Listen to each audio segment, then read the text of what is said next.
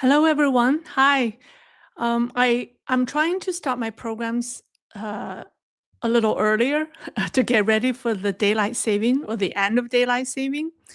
Uh, 10 o'clock is a little late for me, but it hasn't been easy. But today's program has been a week in the making. I was planning to cover this topic last Thursday, but the escalating trade war took priority.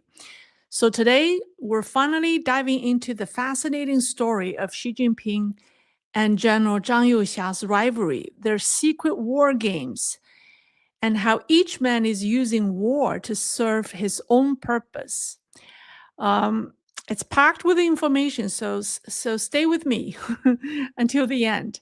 All right, so we're just 4 days away from the CCP's fourth plenum, and right now the power struggle inside the party has spilled beyond China's borders. Even President Trump couldn't resist commenting that Xi Jinping had a bad moment. His comment evoked a lot of imagination. And what's most fascinating to me was a comment made by US Treasury Secretary Scott Bessent, who said that Xi Jinping himself might not have known about Beijing's rare earth export ban, the move that reignited the trade war last week. Now, think about that. Xi Jinping unaware of his government's biggest economic attack on America? Bessent's comments confirmed what we have always known, that the CCP has become a fractured regime with competing factions acting on their own. So right now, no one knows who's really steering the ship. But if Bessent's comment is right, if he's right, if Xi Jinping wasn't aware of the rare earth blitz, then this drama was an act of desperation by Xi's followers trying to keep him relevant. And in my opinion, that's even more alarming because it means that Xi Jinping still has formidable die-hard loyalists inside the system, and they are willing and capable to rock the boat and cause chaos in order to help him. And that's 10 times worse than if Xi had given the order himself. It means that anything could happen next week at the CCP's big meeting. And sources say that the rare earth incident shocked Hu Jintao and the party elders. And they finally realized the danger of keeping Xi around and are or have planned to remove him at the fourth plenum. But that doesn't necessarily mean Xi will step down next week. At this point, it's hard to say who's in, who's out. Because in CCP's barbaric world, reality and appearance are two different things. What you see in public is often just theater, and that applies to both factions. So, who really decides Xi Jinping's fate now? The answer isn't Hu Jintao. The man many believe will decide Xi Jinping's fate is this man. His once buddy, General Zhang Youxia. Now, Hu Jintao may be fighting Xi Jinping politically and ideologically, but Zhang Youxia is fighting for survival, for his own life and the lives of his allies in the military. If Xi Jinping somehow stays in power until the 21st Party Congress 2 years from now, Zhang and his supporters are finished. 2 years are too long for Xi to rebuild his network, reassert control, and purge everyone who betrayed him. And that's why their relationship is described as oil and water, and they simply cannot coexist. And yet, one question continues to puzzle people like us, China watchers. I'm sure you have also had these questions, which is that when it comes to war and Taiwan, Xi Jinping and Zhang Youxia seem to agree, or at least they don't openly disagree. Now, the PLA has grown increasingly provocative, flying closer to Taiwan, encircling its waters and clashing with foreign vessels in the South China Sea. But people are asking, if Xi Jinping and Zhang Youxia are sworn enemies, why does the military, now under Zhang's control, still appear to carry out Xi Jinping's policies? Is it because they actually agree on the idea of war? Or is it just a temporary truce, with both sides pretending to cooperate for their own survival?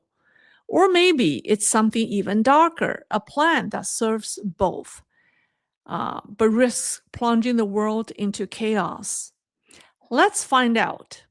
Okay, by the way, if you haven't subscribed, please do so now, because the next few days, weeks, and months will be eventful across the Pacific. All right, first things first. Now let's review PLA's let's review what PLA has been doing. Okay, it has continued to be provocative. So on October 12th, in the South China Sea, Chinese Coast Guard ships rammed Philippine vessels and used water cannons on a Philippine government ship near T2 Island. And 2 more Philippine fishing vessels were also targeted in the same operation. Meanwhile, the PLA is showing signs of unusual military preparation. Satellite images from October 6 reveal 3 major PLA amphibious warship classes. That's Type 071, Type 075, and the Type 076 Sichuan, gathered near Shanghai's Yangtze estuary. And people say such a rare peacetime concentration of large amphibious warships signals high operational readiness, possibly as part of a large-scale drill simulating a Taiwan invasion scenario. And also, you've heard that leaked intelligence reports have shown that Russia has been selling weapons and training Chinese airborne units, the type of forces needed for rapid island assault operations. And that's not ordinary cooperation, that's war preparation for Taiwan. And meanwhile, we know in Washington, President Trump didn't just reshuffle the Pentagon, he renamed it to the War Department. And then he summoned over 900 generals from around the world for a global all-hands meeting. Let's be honest, that's a message. Be ready. And back in Beijing, if Xi Jinping somehow survives the Fourth Plenum, even as a puppet or a figurehead, starting a war in the Taiwan Strait could be his last card for a comeback. But here's his dilemma. His closest allies in the military keep getting purged. If he starts a war, he risks not surviving it.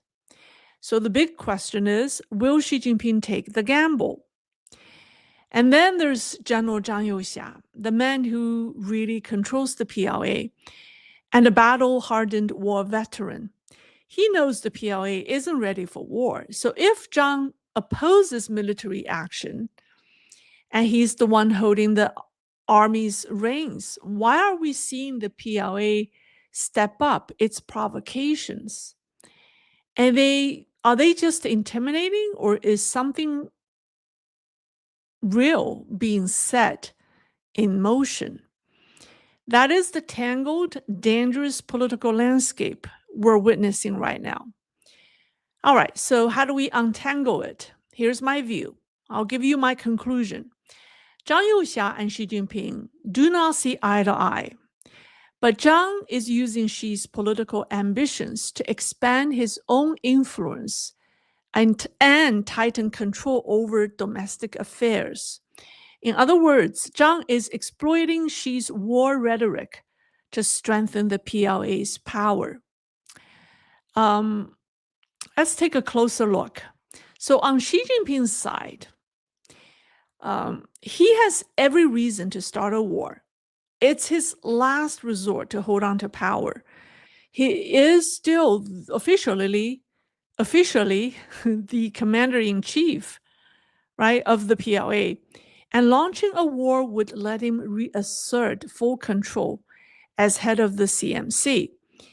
Once war breaks out, China automatically enters martial law, society locks down, protests stop, dissent disappears, economic hardship justified.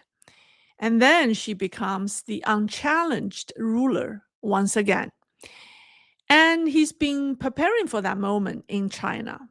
So let me give you a rundown list of preparations that Xi Jinping has been executing. So schools and universities have intensified military training for all students. Even high school and middle school students are required to participate. Blood banks across the country are being rapidly expanded. College students are being forced to donate blood. Sometimes their GPA or graduation depends on it.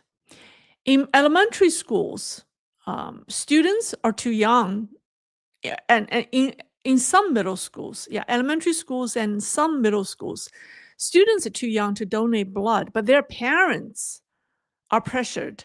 Parents are asked to donate blood in exchange for their children's report cards. Okay, that's a thought.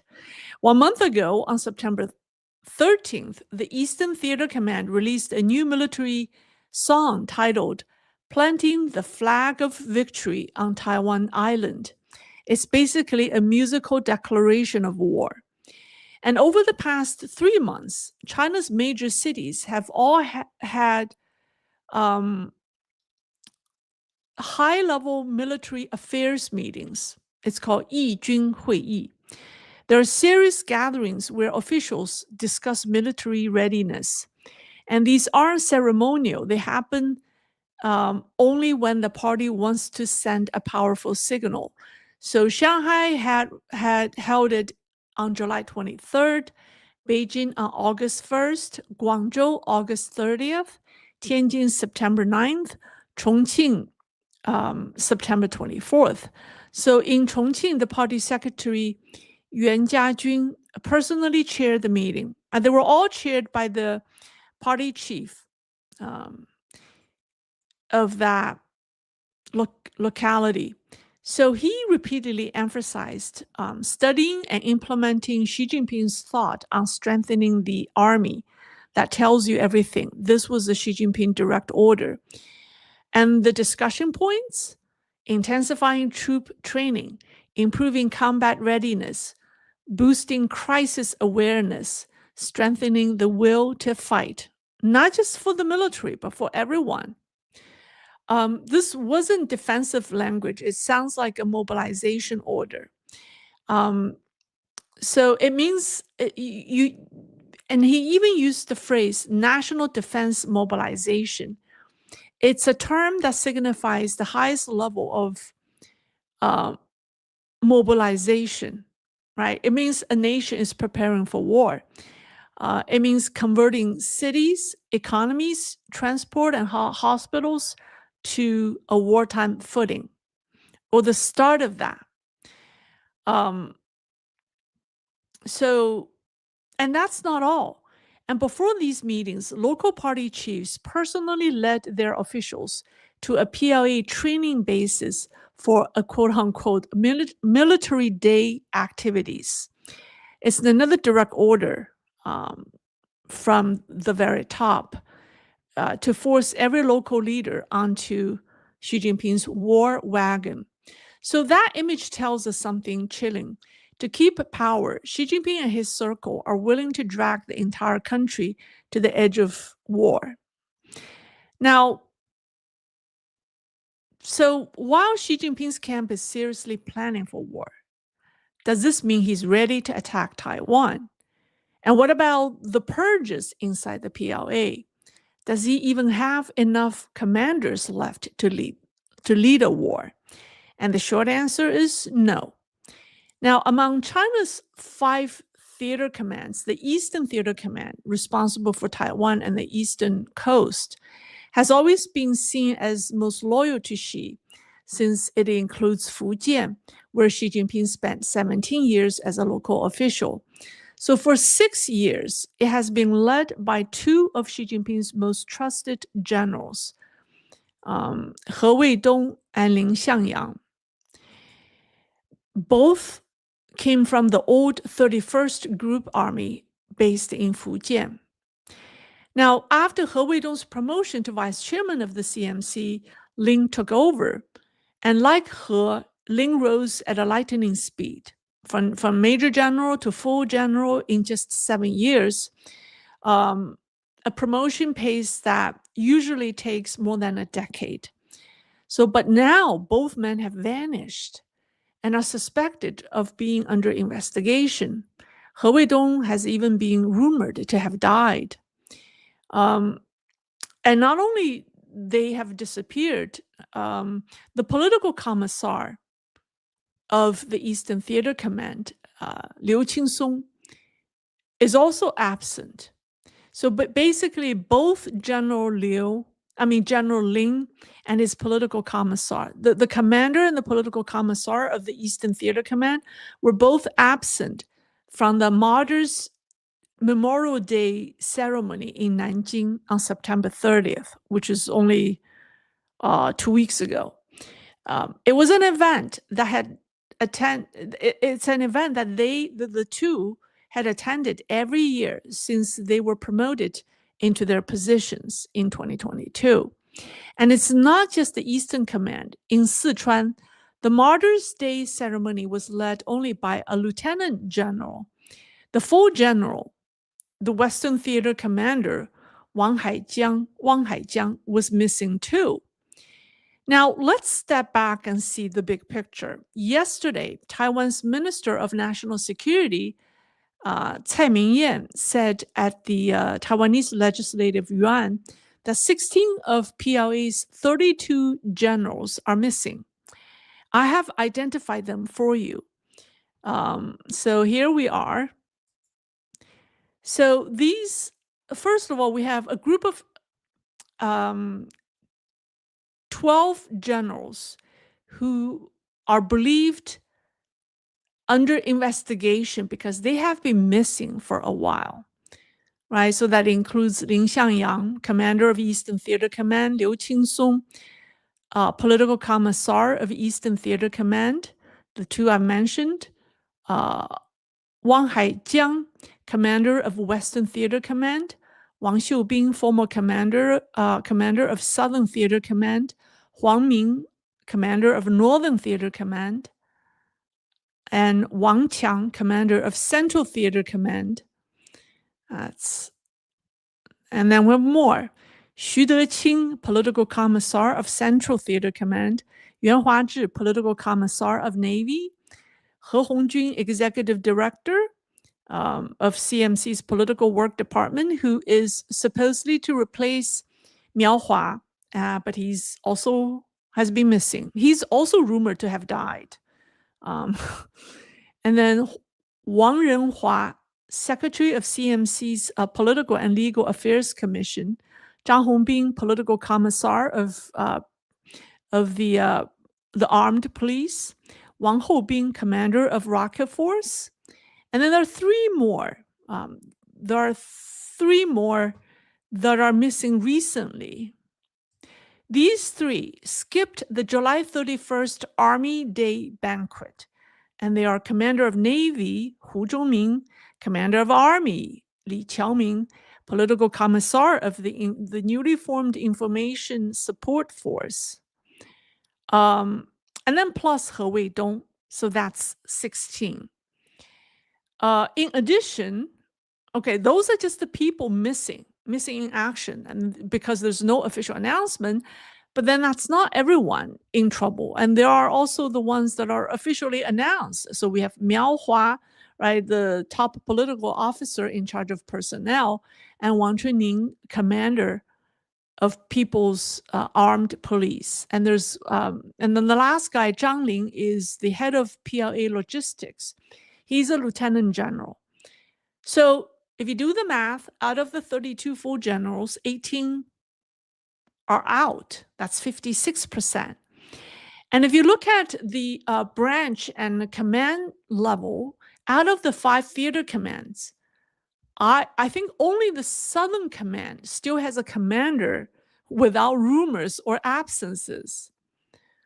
The Northern, Western, Central, and Eastern commanders are either missing or under investigation. And the 2 most critical commands, the Eastern, which is important for Taiwan, and Central, for the capital's defense, have both lost their commanders and political commissars.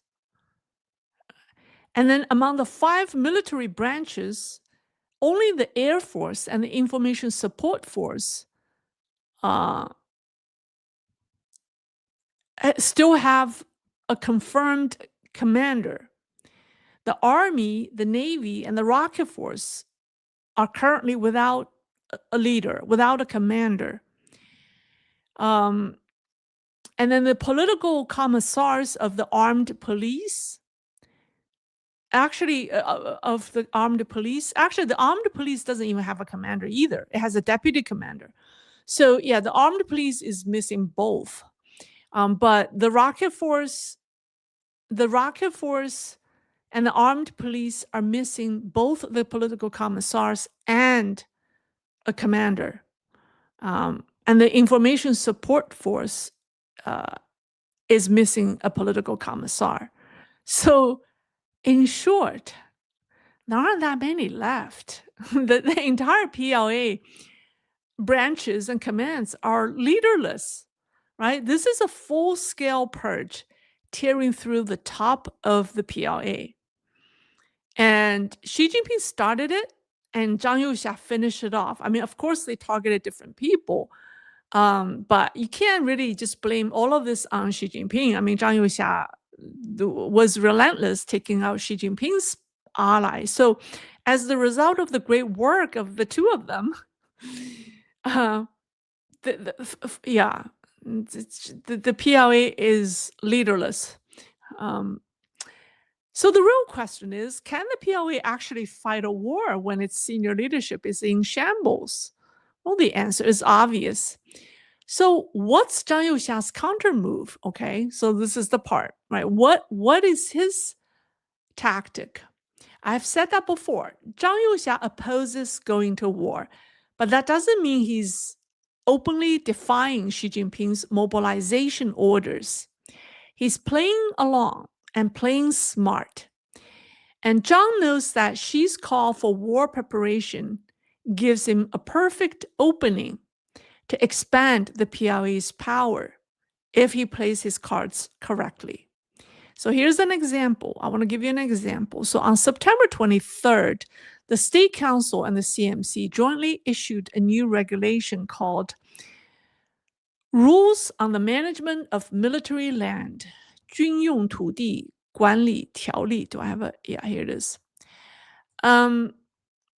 Sounds dry, right? But every line drips with menace. The entire document revolves around 4 keywords: confirmation of rights, priority, precedence, and control. Okay, so Article 5, all military land use rights belong to the CMC, managed by the Logistics Support Department. Now, just 11 days earlier, on September 12th, the head of that department, General Zhang Ling, remember the lieutenant general that I showed you on the slide, together with Miao Hua and Wang Chuning, he was removed 11 days before this new rule was announced. And that was Zhang Youxia cleaning house, replacing disloyal figures before consolidating authority. See the timing? Step 1, fire the old housekeeper. Step 2, issue a new regulation that gives your new man full control of all military land in China. It's like the mafia playbook. First, remove the accountant, then make the boss sign the assets over to you. All right, so next, the next thing that the document emphasized was priority. Article 11 says that local governments must prioritize military needs in all city and land use planning. Whatever the military wants, it gets. Then comes precedence. Article 13 said that if the PLA wants land for a project, it can take it first and deal with the paperwork later. If that conflicts with city planning, too bad. Those city plans have to be rewritten. And finally, control. Any transfer of military land must be approved by the CMC. No approval, no deal. Even land swaps must benefit the military, equal or greater value, delivered within 2 years. So this isn't a dusty regulation. This is a power tool. It shifts control of China's land, its most fundamental resource, from civilian hands to the military. Imagine you are a mayor of a coastal city. You just approved a new subway line connecting your business district. Then a letter arrives with a military seal saying that your subway runs under a military facility, project suspended. Go to the CMC for approval. So you are no longer negotiating with the military. You are working under it. And that's the new reality. Civilian planning, economy, infrastructure, finance is being subordinated to national security. An invisible fast line, or invisible fast lane, I should say, now runs beneath the entire civilian system. And it's labeled military priority. And remember, the CCP's power has always been built on land. Land is its currency, right? And whoever controls the land controls China. Now that control is moving from the government to the military, and land is no longer the government's wallet. It's the PLA's war chest. This isn't about real estate. It's about power transfer. It's a quiet military takeover disguised as a regulation. So now this document, this policy was signed by Xi Jinping himself and Premier Li Qiang. Their signatures only ratified a reality that already existed, a military-led order, now legalized on paper. So in short, Xi Jinping's call for war is a double-edged sword. It gives him a chance to reclaim power, but at the same time, it empowers the military, especially Zhang Youxia, the man who truly commands it. And that's why Zhang Youxia isn't worried about Xi Jinping's war narratives. He knows the PLA is firmly under his control, and he knows Xi Jinping may not have the courage to actually start a war without loyal generals left to lead it. So he isn't opposing Xi Jinping's mobilization. He's writing it.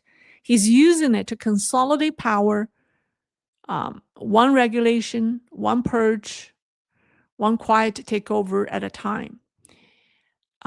So that's the dangerous reality inside the PLA, because we don't know. It's a reality that can go wrong and can go off.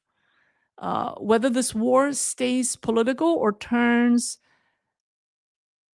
real depends on who blinks first, right? But in the end, only one of them will survive.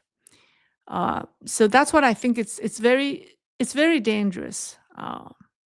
Yeah, when they play this kind of game. All right. That's what I have for you. I want to make an announcement. Since I mentioned my mug, some of you went to my website to try to order the mugs, and and they told me the website was had a bug. It did, and we fixed that. So the products, so you should be able to order the mugs now. It was somehow when you select the mugs, it shows up as T-shirt. So we fixed the bug, and it's okay now.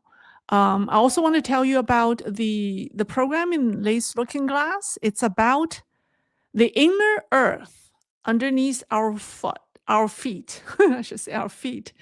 Uh, it's actually kind of a follow-up program that I wanted to do from the moon series, because in the second moon video, we talked about how the prehistoric civilization, the people with advanced technology, they went underground. So I was curious, where did they go? What do you mean underground? So I looked into it and I found fascinating information about another Earth, yeah, underneath us, and it's very real. So check it out if you haven't. All right, that's all. That's all for my talk. Let me see what people have for me. Uh, yeah, I will try to do the programs, um, move it to like 9:30 if possible, because 10 o'clock is a little too late. I find myself tired, very tired afterwards. So I think I should try to do it early. Yeah. So I'll try to stick to this 9:30 schedule. Judy Woodward. Oh, thank you, Judy, for your support. Um, thank you so much.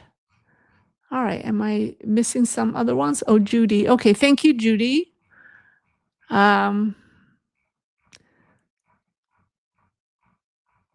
Okay. Did I miss someone? All right.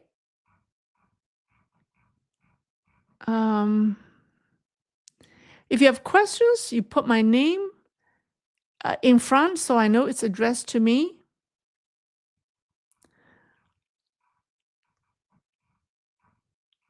Okay, the wisdom to know. Oh, I love that name. Leisrealtalk donated red blood cells can be stored up to 42 days, while pellets last for maximum 5 days, and plasma can be frozen and stored for up to 1 year. Okay, all right. Is that oh, you're talking about the blood donation. Are you talking about the donating blood? Yeah, I have never donated blood, so I'm not even quite sure how that works. I don't even know my blood type. Chris, all right. Lei, will Xi Jinping replace, and if so, then by who? The overwhelming belief. Let me get rid of this page on the screen. The overwhelming belief. Somebody said that, like the rumor mill suddenly just died. Like there was just so many crazy rumors like last week, and just like this week, or the second half of this week, suddenly like the rumor mills just died. And probably because the reality has kicked in.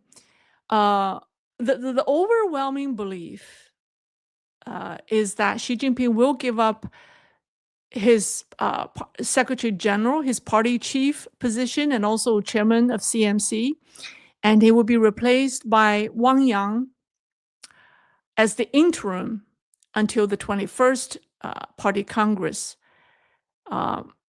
And Hu Chunhua will take over as the premier. That's the overwhelming belief. Yeah. And the Xi faction is not giving up yet. But that's what I don't want to make it sound like it's a done deal. Anything could happen. The Xi faction, as you can see in the rare earth blitz, they're formidable. I mean, if Xi Jinping was not even aware of that entire maneuver, I mean, it means that his people, he has diehard loyalists in the system, and they're capable of causing some commotion at the event. So anything could happen, right? And I heard that Xi Jinping, one of Xi Jinping's strategy, or his handlers' strategy, is to negotiate, bribe Hu Jintao. They promise Hu Jintao that they're going to promote his son, Hu Haifeng, to have him play a major role in exchange for Xi Jinping's indefinite rule. So it's very, if you think about it, it's very evil, right? Because they're saying now, okay, I'm going to promote your son, um, to make him a minister or even a central committee member in exchange for Xi's 2 more years until the 21st Party Congress. Um, I mean, Hu Jintao should be smart enough to see through that. Um, so, so that's the belief out there. Brian Cow, thank you, Brian. I'm very glad that I did this program because it really answered a key question for myself for a long time. You say, well, Zhang Youxia is in control, and Zhang Youxia and Xi Jinping are like enemies. Then why they don't appear different over the provocation, the PLA's provocations, right? It has always been a question until today when we did this program. Okay, it makes sense, right? All right, good.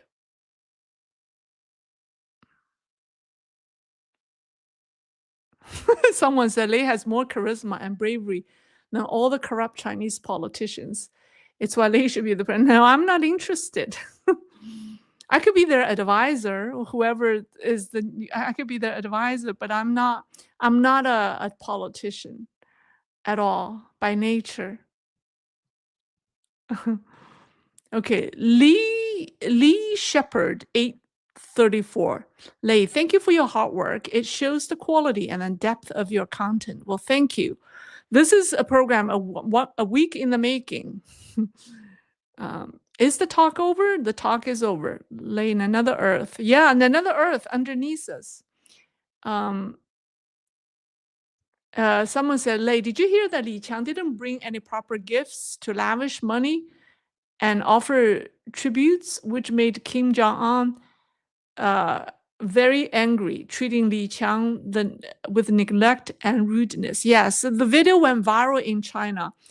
It shows that when Li Qiang behaved like an elementary school student, I mean, Li Qiang looked like a subordinate to the Vietnamese party leader in front of Kim Jong-un. I mean, yeah. And then when he bid farewell, Kim kept his hands in his pocket. Kim didn't even took out his hand. That was very rude. But that's Li Qiang. Li Qiang has always. Li Qiang doesn't have the confidence. And people actually compare, and the way when they held the meeting, did you see the table set up? Kim and his translators sat on one side of the table, where the Chinese delegation sat on the other side. But when Kim met with the Vietnamese delegation, they were like a bilateral meeting set up, And when Kim's father received Li Keqiang when he was a vice premier 12 years ago, more than 12 years ago, I think it was maybe 14, 15 years ago, Li Keqiang, the vice premier then, Li wasn't even the premier, he was a vice premier. He was given more recognition, so yeah, so this was an obvious sign. People say it's because, not necessarily because Li Qiang didn't bring any money, it's probably because Kim knows that Li will step down very soon with Xi Jinping. Okay. Chris forwarded a question from Armin Santiago. The lemon comet will have its closest approach to Earth next week on October 21st. What do you think is the psychological effect of this on the Fourth Plenum? Well, the psychological effects on the Fourth, there's so many psychological effects. Did you see the skies in Beijing? I mean, they were like, has been acting weird. I mean, they were strange, like dragon shaping clouds in China, people say it's Yu Monglong, the actor Alan Yu, his spirit, because he is a dragon. He was born in the year of the dragon. There's so many strange things happening in China. Um, October 21st happens to be my birthday. I don't know. Maybe is the comet coming for me? um, does my birthday have any psychological effect on the fourth plenum? I don't know, but uh, thank you. I don't know. Maybe.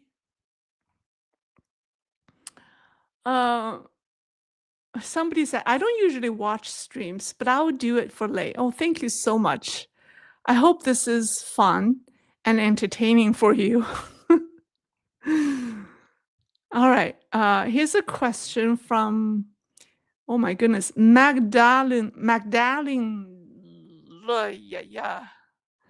You have a long name. Good evening, Lei. Thank you for all you do. Thank you for keeping us posted on China's important news and an update on Yu Molong's case. The Yu Molong's case has become, it has entered a new genre. It's no longer a political assassination or political persecution case. It has become a um, superstitious or metaphysical realm of, yeah, kind of story, because there's a British psychic whose name is Tai Williams. She does not speak Chinese and she does not follow Chinese events at all, but she did a live stream, um, and about her conversation. I think it's a woman. Was that a woman, Tai Williams? I think it was a woman. Anyways, but she claimed that Yu Molong's soul or spirit talked to her.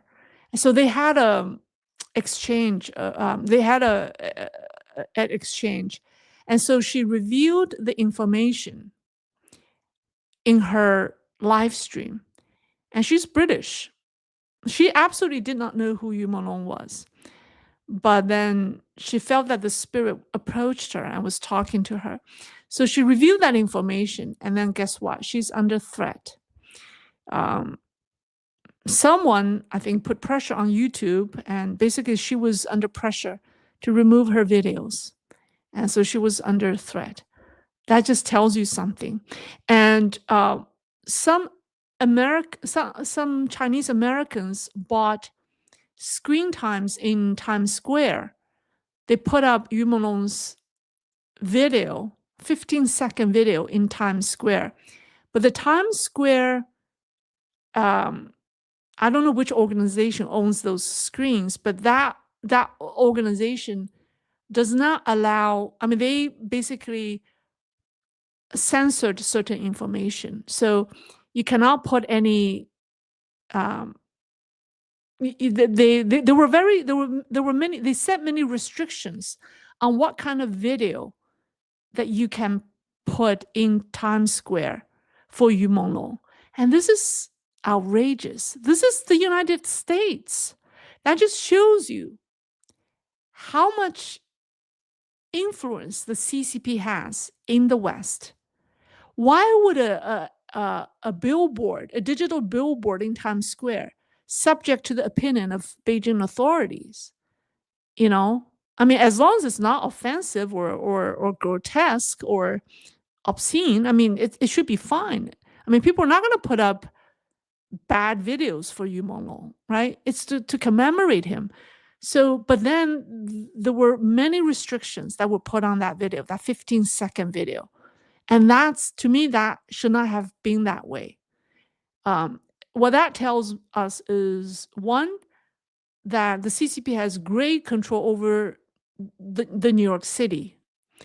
And two, this case, the Yu Molong case, definitely involves the leaders at the very top. Otherwise, they don't have this kind of, they wouldn't use the diplomatic apparatus to give pressure on Americans and Great Britons, right? So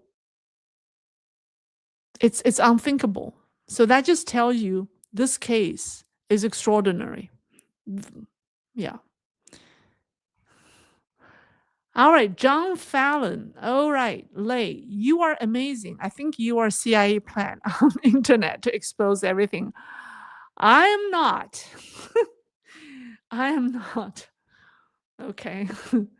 I wish somebody, I mean, I wish somebody could give me money, fund me. I mean,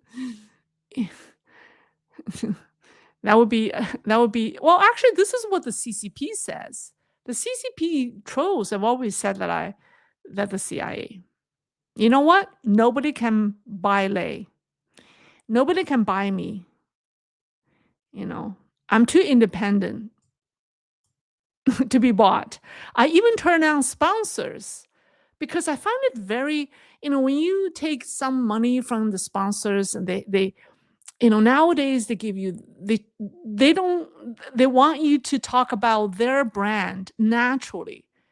And when you write a script and then they say, no, we're not happy. You need, after a while, I just give up. I'm like, no, mm, it's not worth it. It's not worth it. It's not like a brand that I'm like dying for. If it's truly a product that I absolutely love, then I would do it even without money because it's good. I like it. But if it's just for money, somebody give me some money so that I endorse the brand, I even find that not me because I don't want to commercialize, I don't want to monetize the trust you have in me. I think the most important thing is our trust, and that matters more than anything to me. So, well, thank you for all your super stickers. All right, and we have Chris, our little pinks turning on Wolf Warrior Wu Jing. Yeah, Wu Jing, the actor, is losing what box office like crazy. Right, his movie only sold for a very little money. Yeah, he wasn't a very good actor in the first place. Well, thank you. All right, Many Kyla. Why Chinese calculator has year of animals like pig? Chinese calendar has year of animals like pig. Oh, you mean the Chinese zodiac? Well, there are 12 animals selected for the 12 zodiac signs. There's many of the animals are edible. Some are not, like the dragon are not, tiger are not, rat. Yeah, so they say that I don't know why these 12 animals are selected. And there's the snake, which isn't a very good animal in my opinion. Okay. All right. Let's see.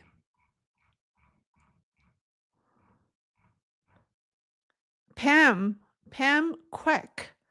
Thank you, Pam, for the super sticker, for your support. Ty William, it is a woman. Ty William, she says she's not doing any more readings and that she might be taking a break. I think he's scared. She's scared. Anyone, yeah. This is some serious, yeah. So Lei doesn't sell, engines do. Yeah. All right. The amount of sponsors who send me emails begging me to work for them. I mean, number one, I don't have the time to read those emails. Number two, I don't have the time to figure out their brand. For me to endorse a brand, I have to at least know the product, try it and like it. And that just takes too much time. So I just said no. I would rather rely on your support and also the advertisement. All right, that's all for tonight. I think I've talked a lot. I hope you will check out the video in my other channel. Chris, if you could provide the link to people, I'd appreciate it. And that's all for tonight. I'll see you over the weekend.